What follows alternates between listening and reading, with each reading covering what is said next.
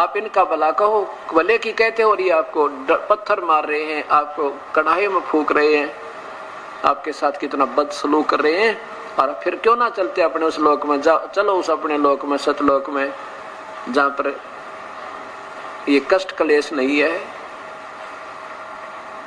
तो क्या कहते हैं कबीर साहब, क्या बोले कि केशव तू नहीं जानता मेरे दर्द ने, जिस बाप का बेटा बिगड़ जा, जिस बाप का पुत्र कुसंगत में पड़ जा, वो बाप जानता है उसको कैसे, उसका आत्मा रोती रहती है, ये कब आवे वापस, ये कब आवे। कभी भी समझ जा बेचारा को ठोकर ठाकर खा के, कोई किसी ने लुट पिट के भी आ जाएगा मैं, तो भी अपने पुत्र को सीने से बाप लगा लेता है।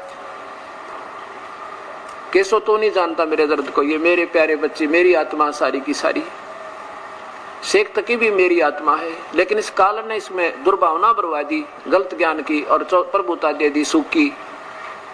ये थोड़े से दिन का शेख तकी बना बैठा है, काजी पीर बन गया, और कल न गधा बनेगा, न कमा मानता कोई ना, और मेरा दुश्मन बन गया अपने बाप का, क्योंकि नशे में ये नशा हो गया सबका, इस काल के अक्षणिक सुख का, ये माया का भांग डाल रखी इसने सारे इसमें। और नशा करया हुआ व्यक्ति मन माने अपने बाप का थप्पड़ मार दे, माँ ने बुरा बोल दे, क्योंकि उसको आप मालूम नहीं तो कर क्या गतिविधि कर रहा है। तो कबीर साहब क्या कहते हैं, कबीर ये माया अटपटी और सब गट आन अड़ी, और किस किस को समझाऊं, या तो कुएं भांग पड़ी है, जैसे कुएं में भांग डाल देना, कोई मन 2 मन 50 किलो 1 क्विंटल गोल के, और उस पानी को कोई भी पी ले, चाहे लाख पीओ चाहे 2000 पी ले, सब में वह भांग का नशा समावेश हो जाता है। एक जैसी बोल, एक जैसी चाल, एक जैसी गतिविधि सबकी हो जाती है। चाहे आपने कभी ठेके में देखे हो ना, दारू पी के आनते, चाहे 20 मिलेंगे, 20 के 20 शराबियों की एक जैसी गतिविधि, पैर लटखड़ाते हुए, ऐसे करते हुए, आप बोलते पाओगे, और सबकी एक जैसी, और भले की कहें तो उल्टे बोलेंगे। तो ऐसे हमारे ये नशा कर दिया काल में, भले की कहे परमेश्वर और उसके उल्ट बोलते हैं और पीछे पड़ लेते हैं उन नादानों के कहते हैं। तो क्या बताते हैं कि गोता मारूं स्वर्ग में मैं जा बैठूं पाताले, गरीब दास ढूंढत फिरूं मैं अपने हीरे माणिक लाले। अपने उन लालों को, हीरों को, मोतियों को ढूंढता फिर रहा हूं, जो मेरे पिछले जन्म के भक्ति करने वाले थे ना, जो अब बिछड़े हुए हैं, उनको अब इकट्ठे करूंगा सबको। हम ऐसे कबीर साहब के 64 लाख से हुए थे उस समय, 64 लाख, आज से 550 वर्ष 600 वर्ष पूर्व की बात है, जबकि हिंदुस्तान की कुल आबादी 4 करोड़ होगी, जिसमें अफगानिस्तान, बलोचिस्तान और यहाँ तक पश्चिमी पाकिस्तान, पूर्वी पाकिस्तान, सारे उसके अंदर थे। और आज उसमें 64 लाख से सोना कोई बच्चों का खेल नहीं है, और वो सुख दे देकर मालिक को ने अपने चरणों में लिए थे। तो कहने का भाव है, कबीर साहब कहते हैं कि ये जो आत्मा मेरे चरणों में पहले योग, क्योंकि हम आज के नहीं असंख्य योग हो गए, हमने ऐसे जन्मते और मरते आने, और कभी ना कभी हम परमेश्वर के चरणों में आकर भक्ति भी करते हैं, लेकिन इस काल का दबाव ज्यादा रह जाने से हम फिर वंचित रह जाते हैं मुक्ति तक, लेकिन पुण्य हमारे साथ रह जाते हैं, उनके कारण हमें फिर कसक प्रभु की बनी ही रहती है। तो कहता उन प्यारी आत्माओं के लिए मैं घूम रहा हूँ, कभी मैं स्वर्ग में जाता हूँ, गोता मारूं स्वर्ग में, और फिर 1 सेकंड में पहुंच जाऊं पाताल, और फिर पृथ्वी पर हूं ही मैं, और गरीब दास ढूंढता फिरूं अपने हीरे माणिक लाल, अपने मोतियों को, हीरे लालों को जो बिछड़े हुए मेरे, तो उनको ढूंढ रहा हूं। अब वो ड्यूटी दास को दे रखी है उस परमेश्वर ने, अब इस दास को वो ड्यूटी दे रखी है परमेश्वर ने। जैसे एक कुबाड़िया होता ना, कुबाड़िया, और वो क्या करता है, अपने नौकर को एक चुंबक दे देता है। चुंबक वैसे तो आम पा जाते हैं ना, पड़े गिरे हुए कोई लोहे के टुकड़े, उनको तो वैसे हाथ से उठा कर डाल लेता अपनी झोली में, और वो नौकर उसका कबाड़िए का दिहाड़ी पे होता है, और उसको क्या करता है, मतलब दिहाड़ी का मतलब ऐसा जैसे उसको बता दिया इतना लोहा लिया होगा तुझे इतने किलो के इतने रुपये दे दूंगा, ऐसे।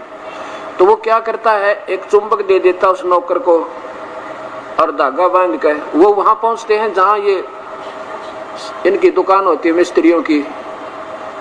मोटा मोटा लोहा तो वैसे उठा ले, कुछ रेत में भी कण पड़े हुए होते हैं लोहे के, वो चुंबक ऐसे रखते चलते हैं उन पे, और थोड़ी सी देर में देख लेते हैं कितने उनमें उतार कर उनको और फिर अपनी झोली में डालते चलते हैं। अब वहां तो वो कण लोहे के जर रहे थे, खत्म हो रहे थे और मिट्टी हो जाना था। फिर उसकी दोबारा मनमाने नया जीवन हो जाए, कोई चम्मच बन जाए, कोई नीडल सुई बने, और ना बेरा कोई थाली और कटोरा बन जाए, गिलास बन जाए, नवजीवन दे हो जाता है। ऐसे हम इस संसार काल रूपी के लोक में कुर्डियों पर यानी इस गंदे सथल पर जर रहे थे और हमारी वास्तविकता, हमारा जो वास्तविक जीवन था, जो मूल श्वास पूंजी वो समाप्त हो रही थी। अब इस दास उस कबीर परमेश्वर कबाड़िए का नौकर भेज दिया उसने। अब जगह जगह जाकर ये अपना सत्संग रूपी वाणी वचन का एक चुंबक डाल रहे हैं और जो हमारे सवजातीय होंगे सत्संग सुनकर तुरंत हमारे से चिपक जाएंगे और इनको नवजीवन मिल जाएगा। गरीबदास जी कबीर साहब कहते हैं कि हमारी बोली बोल है स्वदेशी मारा, जो हमारी बोली को पकड़ लेगा वो हमारे देश का है, यानी मेरे सतलोक चलने योग्य है। जैसे कोयल क्या करती है, कोयल क्या करती है, वो अंडे अलग से घोंसला बनाकर नहीं पैदा करती, क्योंकि कौवा जो होता है कौवा उसके अंडों को खा जाता है, या दुर्बल को सबल हमेशा सताता रहता है। इस काल का ऐसा भयंकर रूल है इस गंदे लोक में, ये नियम है यहाँ का। अब वो इस डर के मारे जब मादा कवि कोई कहीं घोंसला बना रखा हो, उस मादा कवि के अंडे में अपने अंडे पैदा कर देती है। जब वो मादा कवि कहीं चुग्गा चढ़ने जाती है वो ताक में रहती है, और जब वो मादा कवि वापस आती है, मादा कौवा जब वापस आता है वह कवि, तो वो देखती है कि मेरे तो 2 अंडे थे, 2 किसके हो गए। अब वो फिर असमंजस में पड़ जाती, तेरे कौन से हैं और दूसरे किसके, नहीं तो वह पटक दे ठागा नीचे। फिर इस असमंजस में कहीं तेरे वाले नीचे ना गिर जाए, वो चारों को परवरिश कर देती है, से देती है उनको, और जब वो बच्चे बन जाते हैं तब एक जैसे कति अंतर नहीं उनमें। और जब वो देखती रहती है कोयल दूर दूर से कि तू तेरे बच्चे कहाँ से हैं। जब वो बच्चे उड़ने लग जाते हैं ना, ऐसे दूर तक उड़ जाते हैं, फिर वापस आ जाते हैं, फिर उड़ जाते हैं, फिर वापस आ जाते हैं, वो देख लेती है कि ये परफेक्ट हो गए, पक्के खिलाड़ी हो गए, उड़ जाएंगे, तेरे साथ चल सकते हैं। तब कहते हैं दूर बैठ के एक वृक्ष पे अपनी बोली बोलती है, कुहू कुहू कुहू। अब वो चारों बच्चों में तो जो कोयल के होते हैं ना, वो बोली उसका उनसे कनेक्शन है, उसका वो सब जाती है, उनके कान खड़े हो जाते हैं, ऐसे देखते कहाँ से आ गई है प्यारी आवाज अपनी। तो उसी समय वो तो दोनों के दोनों उस कुहू कुहू की बोली को कैच करके ले के पकड़ के आसक्त होकर उसकी तरफ चल पड़ते हैं, और फिर वो कोयल उड़ के चल पड़ती है कुहू कुहू करती हुई, वो पीछे पीछे चले जाते, दूर निकल जाती है। उधर से वो कवि कुछ देर तो उन बच्चों की तरफ भागती है कि मेरे बच्चे गए, मेरे बच्चे गए। फिर सोचती है ये तो गए सो गए, कहीं वो दूसरे वालों को कोई और ना खा जा, वापस चल। इस तरह वो पीछा छोड़ देती है और अपने वो काग के तो रह जाते हैं और कोयल के पार हो जाते हैं।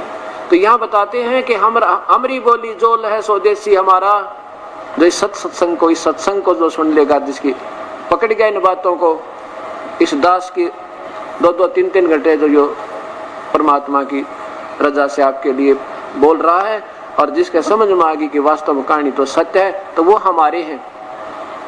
और जो कहेंगे ये कह के उठ जा बुद्धू, कि वो तो निंदा करते हैं सबकी, वो तो बस निंदा करते, सत्संग थोड़े ही करते हैं, तो वो हमारे नहीं, वो काल के हैं, वो कव्वे के हैं।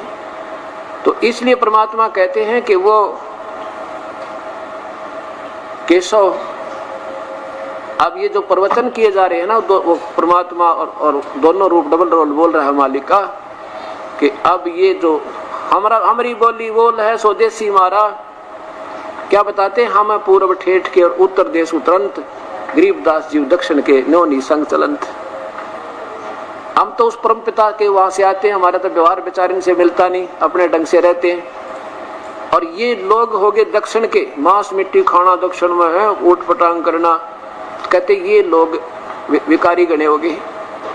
और हमारी बात नहीं ये पकड़ते को ना, ये समझ नहीं पाते, इस योनि संग चलंत, इनमें आप विकार इतने ठोक दिए काल ने, इसलिए सतमार्ग को ये स्वीकार नहीं कर पाते।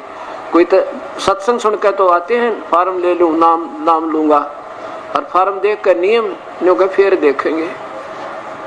सत्संग तो बहुत बढ़िया, फिर देखेंगे, फिर के देखोगे जब गधे बन जाएंगे, फिर तो कुमार देखेगा 2.5 मन का बोरा कड़पे और लठ मारेगा। अब देखना जो देखा जाए तो कोई समय दिया हुआ परमेश्वर का। अब क्या होता है कि 8 पैर की चर्चा सुनकर कई लाखों की संख्या में अनुयायी हो गए उस परमेश्वर के। उन्हें कराता था बुरा अपनी ओर था शेख तकी और ने, और लाखों की संख्या में वो प्यारी आत्मा तड़फ रही थी जो परमात्मा की तलाश में। संत भी बन रहे थे और गुरु भी बनाए बैठे थे, सब त्याग दिया उन ढोंगी गुरुओं को और चरण में आ गए उस परमेश्वर के। लाखों की संख्या में नाम लिया वहां पर परमेश्वर का, 3 दिन में अनुयायी हुए। इसलिए कबीर साहब कहते हैं कि ठीक है, जो पुण्यात्मा जिन्होंने भक्ति नहीं मिली, इन गुरुओं का ना फंसा था बढ़िया, वो घूमे जा से तीर्था पे की तो वो भी अच्छी, वो तो शीघ्र मान जाते हैं। और जो इन गुरुओं का फंस गए ना, वो इनको वकील बनाए बैठे हैं, वो काल के झूठा ज्ञान भर के एंड बैंड बोले जा बेचारे। तो क्या बताते हैं परमात्मा के मेड़े ठेले जाइयो और मेड़े बड़ा मिलाप और पत्थर पानी पूजते हैं, कोई साधु संत मिल जाते कि जाते रहियो भगवान की तरफ ने, पर इन गुरुओं तो बचे रहियो। और जो गुरुओं से बचे हुए ना वो जल्दी मान जाते हैं। और जो इन गुरुओं के अधूरे ज्ञान पर, क्योंकि उनके सुन उनकी व्याख्या उन जैसे हो जाता है इंसान। अब बेसलेस थ्योरी, ना कोई आधार किसी का, ना कोई शास्त्र में प्रमाण, कोई नाम, ना कोई सृष्टि रचना। उनकी काल देखी आपने, राधा स्वामी, धन सतगुरु, बाल योगेश्वर, इनकी सृष्टि रचना देखी, 4 लाइन लिख के। भगवान तब पहले भी निराकार था, आकार हुआ जो बिला सारी पृथ्वी बन गया, प्रकाश बन गया, ये सृष्टि रचना सुना जी। थरा गजब भैया, एक का बेरा ना बी का ना सी का, और बन बैठे लेक्चरार। अब कहने का भाव ये है, अब तीसरे दिन सबको विदा कर दिया, सब लोग चले गए। कुछ एक व्यक्ति परमात्मा की वहां खड़े हैं, हजारों की संख्या में। सिकंदर लोधी विराजमान है और शेख तक ही आ गया वहां पे। नो कह महाराज कब चलना है वहां वापस अपने सिकंदर लोधी को। तो सिकंदर लोधी से शेख तकी ने कहा, सिकंदर लोधी कहने लगा शेख तकी, पीर जी कैसा लगा भंडारा, देखो कितना आनंद आया, प्रभु ने कितना कमाल करा। कबीर साहब ने मुंह चढ़ा कर नो कह ऐसे भंडारे हम 100 कर दें, क्या भंडारा किया कि महोत्सा सा किया। तरह गजब है। महोत्सा किसे कहते हैं, जो किसी गुरु के द्वारा बताया जाए कि तुम्हारा देवता रुष्ट हो रहा है, उसके लिए एक छोटा मोटा ये धर्म करना पड़ेगा। या कोई पिता मर जाए, उसके लिए भाई ये तो कार्य जब पूरा होगा, जब यो इसका कि मैं 2 पैसे तुम कार्य कर दोगे, जब इसका बात बनेगी, ऐसे बकाते हैं गुरु लोग अज्ञानी। तो मजबूरी में तक ऐसा ही तक भंडारा होया करे, कपड़े भी से लाकर बोधे से, दक्षिणा भी से दिया करना। जो वो गिलास नोमो से हाथ पकड़ते हैं, मतलब वो दक्षिणा देते, जो महोत्सा बोलते हैं उसको, भाई मजबूरी से में करना होता है। और भंडारा होती जग जोनार, जिसके कई वर्ष में बाल छोरा होया हो लड़का, और उसके लिए फिर खुले दुलते भंडारे करो खूब ठाठ, या किसी राजा का राज तिलक हो अपने बेटे के का, और राजा का घर में बालक हो जाए, उसको कहते हैं जग जोनार करी है। तो गरीबदास जी कहते हैं कि पुण्यात्मा बड़े जो महान आत्मा थी, वो तेनों कहते हैं भाई ऐसा भंडारा, ओए होए ऐसा जग जोनार राजा लोग नहीं कर सकते, आज तक भंडारा नहीं देखा, ऐसा पवित्र भोजन भाई ऐसे ठाठ कर दिए, क्या बात की। और शेख तकी जैसे नीच ने क्या किया भंडारा, हम 100 कर दें ऐसे ऐसे, ये तो महोत्सा किया इसने, महोत्सा सा कर रहा था। तो गरीबदास जी कहते हैं, कोई कहे जग जोनार करी, कोई कहे महोत्सा, बड़े बड़ाई करते हैं ये गाली का डे ओछा। परमात्मा कहते हैं कोई कहे जग जोनार करी, कोई कहे महोत्सा, ये बड़े बड़ाई करया करेंगे, गाली का डे ओछा। ओछे जो होते हैं स्वयं नीच होते हैं, वो कभी किसी की प्रशंसा नहीं कर सकते, वो दोष निकाल सकते। और जो पुण्यात्मा होती हैं वो हमेशा बड़ाई किया करती है। अब जब ये बात कही बताते हैं, शेख तकी का गूंगा हो गया, अंत आ लिया था उसका, सतगुरु ने कुछ नहीं किया, ना वो बुरा चाहते क्योंकि उसको मालूम था, लेकिन उसके कर्मों के आधार पर जीवन भोगना पड़ता है।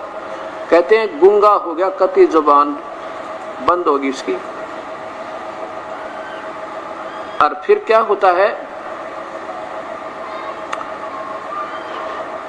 कबीर साहब कहने लगे, हाँ इतने में सारा सामान समेट के और बैलों के ऊपर रख के और बैल चालते कर दिए केशव के आदेश तय। बंजारे साथ में कई हजारों की संख्या में वो बैलों के साथ आए हुए सतलोक की आत्माएं, और सतलोक से वो आत्मा बैल बना के लाए मालिक। वहां जाके फिर वो वैसे ही वो जो आत्मा उनकी वहां वास्तविक शरीर पर मनुष्य जैसा 16 सूर्य जितना शरीर, तो ये दूसरा और तेज पुंज का शरीर बनाकर आ जाते हैं, बना देते हैं परमात्मा इनका। तो बैल भी और बंजारे भी सारे चल पड़े। इस गंगा उसमें भरी चल रही थी और चल पड़े, तो आगे दरिया एकदम गंगा बिल्कुल घुटनों पानी हो गया, एकदम नीचे आ गई, उतर गई। और देख रहे हैं सभी, ये भी तक तो ये इतनी खूंखार ढंग से चल रही थी, बहुत गहरी दरिया है वहां पर बनारस में हम देख आए।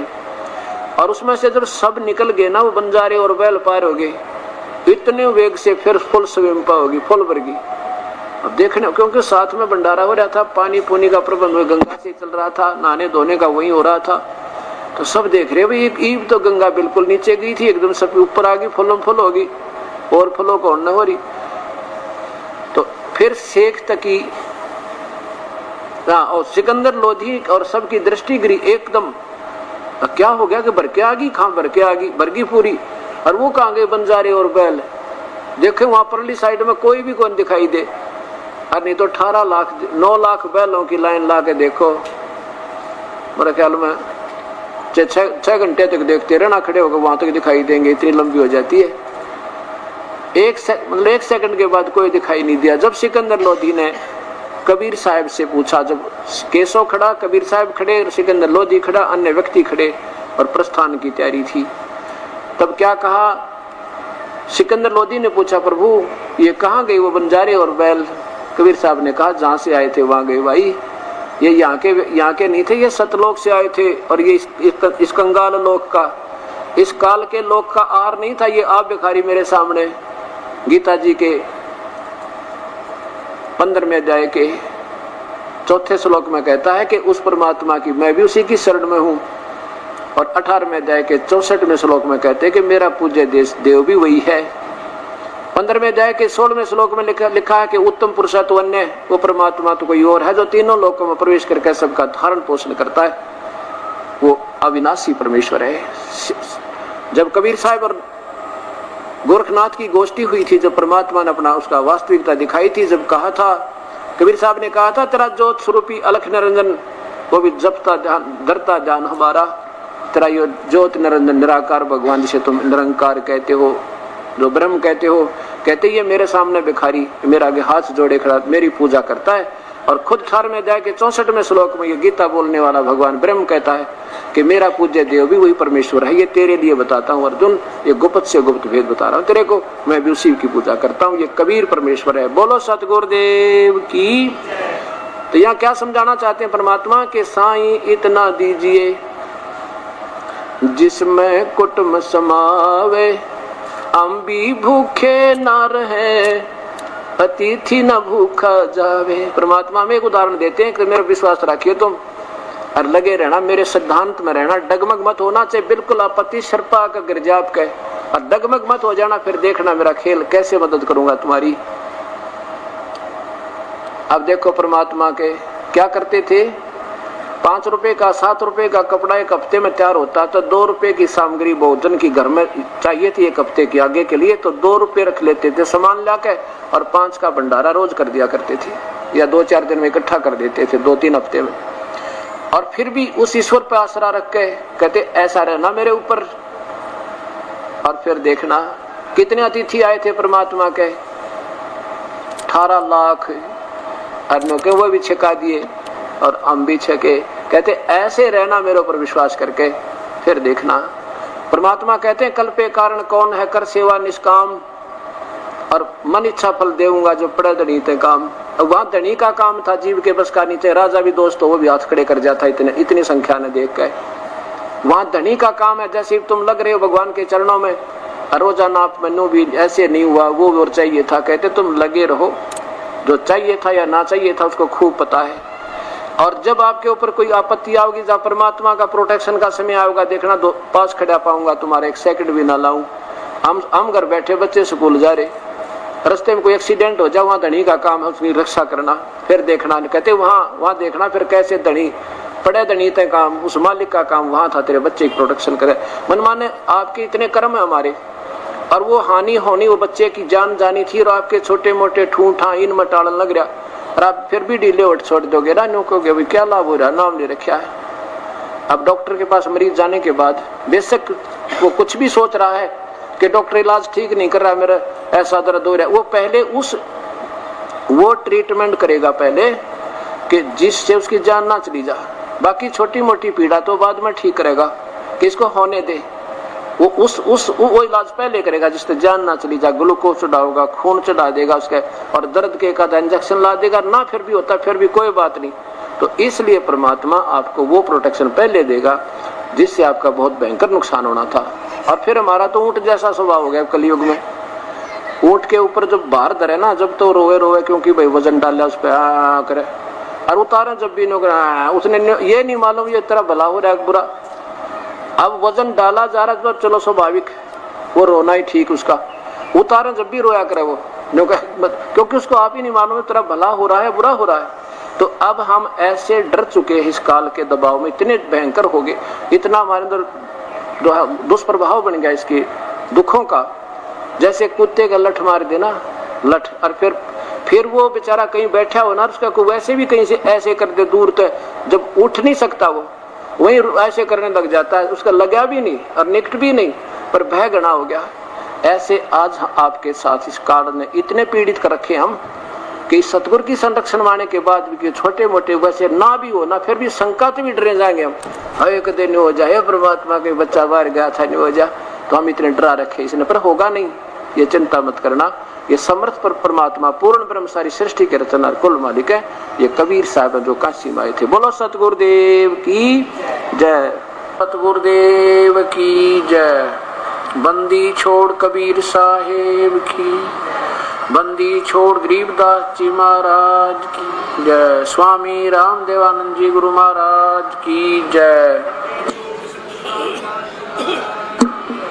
सर्व संतों की जय, सर्व भक्तों की, धर्मी पुरुषों की, श्री काशी धाम की, श्री छुड़ानी धाम की, श्री करौथा धाम की।